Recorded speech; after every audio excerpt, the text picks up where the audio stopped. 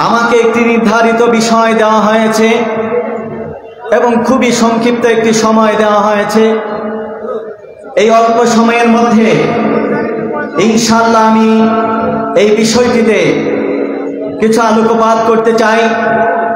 আমার নির্ধারিত বিষয়টি হলো ইসলামী খেলাফত প্রতিষ্ঠার পথ ও পদ্ধতি।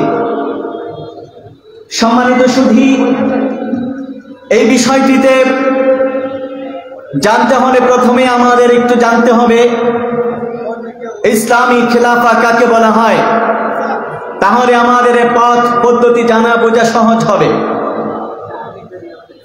ইসলামী খেলাফতের সংজ্ঞা দিতে গিয়ে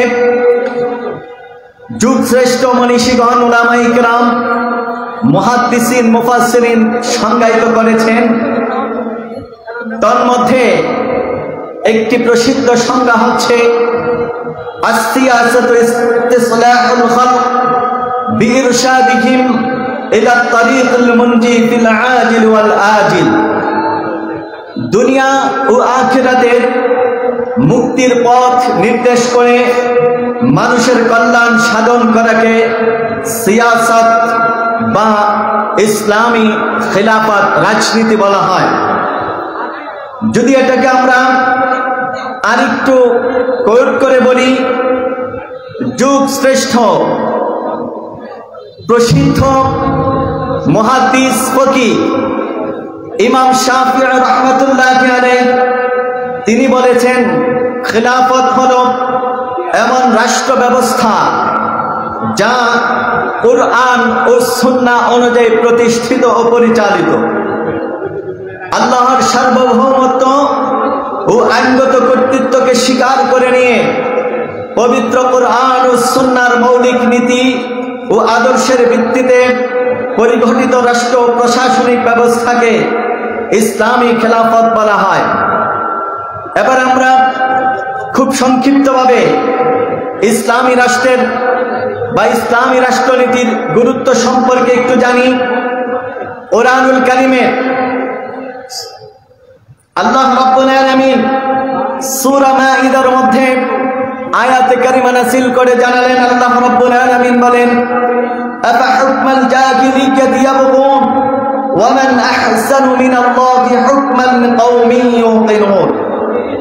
প্রিয় নবীজি সাল্লাল্লাহু আলাইহি ওয়াসাল্লামকে আল্লাহ রাব্বুল আলামিন এই আয়াতে কারিমা পাঠিয়ে তিনি বলে দিলেন, তবে কি তারা জাহিলি যুগের বিধিবিধান কামনা করে নিশ্চিত বিশ্বাসী সম্প্রদায়ের জন্য বিধান দানে আল্লাহ অপেক্ষা কে শ্রেষ্ঠতর? অর্থাৎ এই পৃথিবীতে মানুষের কল্যাণমুখী জীবন ব্যবস্থার জন্যে যে সকল নিয়ম নীতি বিধিবিধানের প্রয়োজন তার সর্বোত্তম তরিকা, সবচেয়ে উত্তম নিয়ম পদ্ধতি বলে দিয়েছেন আল্লাহ রাব্বুল আলামিন কোরআনুল কারীমের মাধ্যমে। সম্মানিত সুধী, এবার আমরা সংক্ষিপ্তভাবে একটু জানব ইসলামী রাষ্ট্রের মৌলিক নীতিমালাগুলো নিয়ে, তাহলেই আমরা এর পথ এবং পদ্ধতিগুলো খুঁজে পেয়ে যাব। ইসলামী রাষ্ট্র একটি আদর্শিক রাষ্ট্র ব্যবস্থাপনা। এর নির্ধারিত রুলস রয়েছে, নীতিমালা রয়েছে। নিজের মতো করে রুলস তৈরি করে নীতিমালা প্রণয়ন করে ইসলামের নামে চালিয়ে দেওয়ার বা চাপিয়ে দেওয়ার কোনো সুযোগ নেই। ইসলামী রাষ্ট্র ব্যবস্থার অন্যতম মৌলিক নীতিমালাগুলো খুব সংক্ষিপ্তভাবে তুলে ধরছি। 1 নম্বর, ইসলামী রাষ্ট্র একটি আদর্শভিত্তিক দ্বীনি রাষ্ট্র ব্যবস্থা, যেখানে রাষ্ট্রের সকল আইনের উৎস হচ্ছে আল্লাহ রাব্বুল আলামিনের দেওয়া নাযিলকৃত কোরআনুল কারীম এবং প্রিয় নবী প্রিয় রাসূল ১,৫০০ বছর আগে যিনি এই পৃথিবীর মানুষদেরকে সর্বশ্রেষ্ঠ জীবন ব্যবস্থা উপহার দিয়েছেন, সেই কামলেওয়ালা নবী মুহাম্মদ আরবি সাল্লাল্লাহু আলাইহি ওয়াসাল্লামের দেওয়া তরিকা। 2 নম্বর হলো, এই রাষ্ট্রের অন্যতম মূলনীতি হলো এই বিশ্ব মহান আল্লাহ রাব্বুল আলামিন ওনার এবং এর মধ্যে যত সৃষ্টি রয়েছে সবকিছু তারই। আল্লাহ রাব্বুল আলামিন বলেন লাহু মুলকুস সামাওয়াতি ওয়াল আরদ। এরপরে 3 নাম্বার মৌলিক নীতিমালা যদি আমরা বলি তাহলে হুকুমতের মূল মালিক হলেন আল্লাহ রাব্বুল আলামিন। 4 নম্বর ইসলামী রাষ্ট্রের গুরুত্বপূর্ণ মৌলিক নীতিমালার মধ্যে অন্যতম একটি হল রাষ্ট্রপ্রধান হওয়ার জন্যে পদ প্রার্থনা করা সমীচীন নয়। কারণ রাসূল আকরাম সাল্লাল্লাহু আলাইহি ওয়াসাল্লাম ১৫০০ বছর আগে আব্দুর রহমান ইবনে সামুরা রাদিয়াল্লাহু তাআলা আনহু কে লক্ষ্য করে বললেন, ইয়া আব্দুর রহমান লা তুসআলুল ইমারাতা فإنك إن أعطيتها عن مسألة وكلت إليك وإن أعطيتها عن غير مسألة عند عليها। এই হাদিসটি ইমাম বুখারী রাহমাতুল্লাহি আলাইহি, ইমাম মুসলিম রাহিমাহুমুল্লাহ তিনিও উল্লেখ করেছেন সহিহ আল বুখারী এবং সহিহ আল মুসলিমের মধ্যে। অর্থাৎ তিনি বলেছেন, আব্দুর রহমান রাষ্ট্রপ্রধান হওয়ার জন্য তুমি কখনো পদ প্রার্থনা করবে না। যখন তোমাকে এই পদের জন্য যদি কাউকে নির্বাচিত করা হয়, মনোনীত করা হয়, তখন আল্লাহ রাব্বুল আলামিন তাকে এই পদের যোগ্য করে দেন। সম্মানিত সুধী, এরপরে অন্যতম আরেকটি মৌলিক নীতিমালা হলো ভালো কাজে সরকারের আনুগত্য অপরিহার্য। যে সমস্ত নিয়ম কানুন ব্যবস্থাপনা ইসলামের সাথে সাংঘর্ষিক নয়, কুরআন ও হাদিসের সাথে সাংঘর্ষিক নয়, ওই ব্যবস্থাগুলো রাষ্ট্রপ্রধানের ওই দায়িত্ব পালনের ক্ষেত্রে ওনার নির্দেশনাগুলো আনুগত্য করা অপরিহার্য। 6 নম্বর ইসলামী রাষ্ট্র ব্যবস্থা একটি শূরা ভিত্তিক রাষ্ট্র ব্যবস্থা। 7 নম্বরে সেখানে সকল মানুষের প্রতি সুবিচার করা হবে। 8 নম্বর আইন শাসন বিচার বিভাগ সমূহ সুষ্ঠুভাবে পরিচালনার ব্যবস্থা গ্রহণ করতে হবে। 9 নম্বর মৌলিক অধিকার ক্ষেত্রে সকল নাগরিকের সমান অধিকার নিশ্চিত করতে হবে। 10 নম্বর রাষ্ট্র পরিচালনা খলিফা এবং কর্মকর্তাদের জন্য একটি আমানত। আল্লাহ রাব্বুল আলামিন কুরআনুল কারীমের মধ্যে আয়াতে কারিমা নাযিল করে বললেন, ইন্নাল্লাহা ইয়া'মুরুকুম আন তু'আদ্দুল আমানাতি ইলা আহলিহা ওয়া ইযা হাকামতুম বাইনান নাসি আন তাহকুমু বিল আদল। এই আয়াতের মাধ্যমে আল্লাহ রাব্বুল আলামিন জানিয়ে দিলেন, রাষ্ট্র ব্যবস্থাপনার ক্ষেত্রে দায়িত্ব যখন গ্রহণ করা হবে, এটা তখন সেই প্রতিনিধিদের নিকট একটি আমানত হয়ে যাবে। এই আমানতের খায়ানত কখনোই করা যাবে না। সম্মানিত সুধী, ইসলামী রাষ্ট্রের লক্ষ্য উদ্দেশ্য আল্লাহ রাব্বুল আলামিন কুরআনুল কারীমে বলেছেন, সূরা হজ্জের মধ্যে আল্লাহ রাব্বুল আলামিন বলেন, আল্লাযীনা ইম্মাক্কানাকুম ফিল আরদ আকামুস সালাহ ওয়া আতাউয যাকাহ ওয়া আমারু বিল মা'রুফ ওয়া নাহাউ আনিল মুনকার ওয়া লিল্লাহি আকিবাতুল উমুর। আল্লাহ বলেন, তারা হচ্ছে এমন লোক যে আমি তাদেরকে পৃথিবীতে প্রতিষ্ঠা দান করলে তারা পৃথিবীতে নামাজ কায়েম করবে, তারা পৃথিবীতে যাকাত প্রদানের ব্যবস্থা করবে, সৎ কাজের আদেশ দিবে এবং অসৎ কাজের নিষেধ করবে।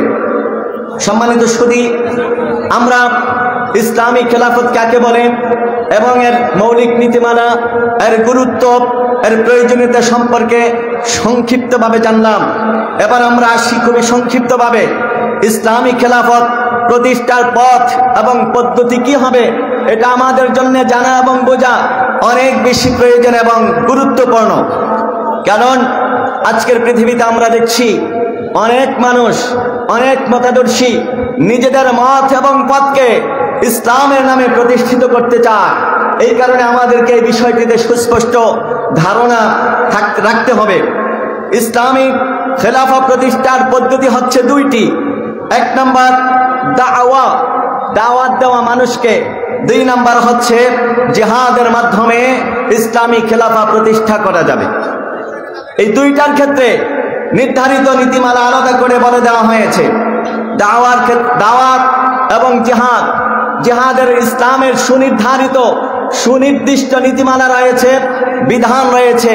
এই সুনির্ধারিত নীতিমালা কিংবা বিধান যতক্ষণ পর্যন্ত পরিপূর্ণ না হবে ততক্ষণ পর্যন্ত কোনো ব্যক্তি জিহাদে অবতীর্ণ হওয়ার কোনো সুযোগ নেই। নিজের মতো করে কোনো কাজ করে সেটাকে জিহাদ বলে চালিয়ে দেওয়ারও কোনো সুযোগ নেই। বাকি থাকলো দাওয়া পদ্ধতি। এটাই হচ্ছে ইসলামী খেলাফত প্রতিষ্ঠা সবচেয়ে উন্নত, সবচেয়ে উত্তম পথ এবং পদ্ধতি। কুরআনুল কারীমের আল্লাহ রাব্বুল আলামিন সূরা নূরের মধ্যে আয়াতে কারিমা নাযিল করে জানালেন, আল্লাহ রাব্বুল আলামিন বলেন, ওয়া'আদাল্লাহুল্লাযীনা আমানু মিনকুম ওয়া আমিলুস সালিহাতি লায়াস্তাখলিফান্নাকুম ফিল আরদ কামা ইসতাখলাফাল্লাযীনা মিন ক্বাবলিহিম। এই আয়াতের মাধ্যমে আল্লাহ রাব্বুল আলামিন বললেন, ওয়া'আদাল্লাহ, আল্লাহ তাআলা ওয়াদা করেছেন ওই সমস্ত ব্যক্তিদের জন্য, আল্লাযীনা আমানু মিনকুম ওয়া আমিলুস সালিহাত, যারা নাকি ঈমান আনয়নের পরে নিজেরা নেক আমল করবে, লায়াস্তাখলিফান্নাকুম ফিল আরদি কামা ইসতাখলাফাল্লাযীনা মিন ক্বাবলিহিম। আল্লাহ বলেন, আমি তাদেরকে পৃথিবীতে খলিফা, প্রতিনিধি, রাষ্ট্র ব্যবস্থার দায়িত্বশীল বানাবো। আমি আল্লাহ তাদেরকে এই পৃথিবীর শাসন কর্তৃত্ব ক্ষমতা প্রদান করব, যেইভাবে আমি আল্লাহ পূর্ববর্তী সময়ে তাদের জন্যে, তাদের পূর্ববর্তীদেরকে যেইভাবে আমি পৃথিবীর রাষ্ট্র ক্ষমতা প্রদান করেছি। ওয়ালা ইউমাক্কিনান্না লাকুম দীনাকুম আল্লাযী ইরতাদা লাকুম, এবং আমি আল্লাহ সেই দিনকে অবশ্যই প্রতিষ্ঠা করব যে দিনকে তাদের জন্য মনোনীত করেছি। সম্মানিত সুধী, এটার জন্যে আমাদের সুন্দর পদ্ধতি হলো দাওয়া দেওয়া। রাষ্ট্রের সর্বোচ্চ পর্যায় থেকে শুরু করে রাষ্ট্রের একদম নিম্ন পর্যায় পর্যন্ত প্রত্যেকটি মানুষের কাছে ইসলামের এই দাওয়া, ইসলামের এই সুমহান আদর্শের কথা তুলে ধরতে হবে। তাহলেই এই রাষ্ট্রকে একটি আদর্শিক ইসলামী রাষ্ট্র ব্যবস্থায় প্রতিষ্ঠা করা সম্ভব হবে। এর বাকিরে গিয়ে কিছু অংশ কোরআন থেকে গ্রহণ করে, কিছু অংশ দিন থেকে গ্রহণ করে, কিছু অংশ নিজেদের মধ্য থেকে চাপিয়ে দিলেন। আল্লাহ রাব্বুল আলামিন এই বিষয়ে সতর্কতা থাকার জন্য আল্লাহ হুঁশিয়ার করে দিয়েছেন। কুরআনুল কারীমের সূরা বাকারাতে আল্লাহ বলেছেন, আফাতুমিনুনা বিবা'দিল কিতাব ওয়া তাকফুরুনা বিবা'দ ফামা জাযাউ মান ইয়াফআলু মিনকুম। আল্লাহ রাব্বুল আলামিন বলেন যে তারা যদি এমনটা মনে করে যে কিছু অংশ কোরআন থেকে গ্রহণ করলো, কিছু অংশকে অস্বীকার করে, অর্থাৎ যেগুলো নামাজ, হজ, যাকাত এগুলো মানলাম, রাষ্ট্র ব্যবস্থার বিধিবিধানগুলোকে প্রত্যাখ্যান করা হয়, আল্লাহ বলে তাদের জন্য দুনিয়াতে রয়েছে লাঞ্ছনা আর পরকালে তাদের জন্য রয়েছে শাস্তির ব্যবস্থা। সম্মানিত সুধী, আমরা একজন ব্যক্তি জীবন থেকে শুরু করে পারিবারিক, সামাজিক, অর্থনৈতিক, রাজনীতির সবগুলি বিষয় আল্লাহ এবং তার রাসূলের বিধান থেকেই গ্রহণ করতে হবে। তাহলেই আমরা আমাদের কাঙ্ক্ষিত লক্ষ্যে পৌঁছতে পারবো। আল্লাহ রাব্বুল আলামিন আমাদেরকে সেই কাঙ্ক্ষিত লক্ষ্যে পৌঁছাবার তৌফিক দিন। পরিশেষে এতটুকু বলেই শেষ করতে চাই, ঈমান যদি মজবুত না হয়, আকীদা যদি সহি না হয়, আখলাক আমল যদি ঠিক না হয়, ইসলামের বিজয় শুধু ভাবা যাবে কিন্তু হাতে পাওয়া যাবে না। এতটুকু বলে আমি আমার আলোচনার ইতি টানছি। বাংলাদেশ ইসলামী যুব কাফেলার পক্ষ থেকে এই কুমিল্লা নগরীর সকলকে জানাচ্ছি প্রাণ ঢালা অভিনন্দন, আন্তরিক শুভেচ্ছা। সকলকে বাংলাদেশ ইসলামী যুব কাফেলার দিকে আহ্বান করে দাওয়াত দিয়ে সোনাকান্দা দারুল হুদা দরবার শরীফের আদর্শের কথা তুলে ধরে আমি আমার বক্তব্য এখানে শেষ করছি। আসসালামু আলাইকুম ওয়া রাহমাতুল্লাহি ওয়া বারাকাতুহু।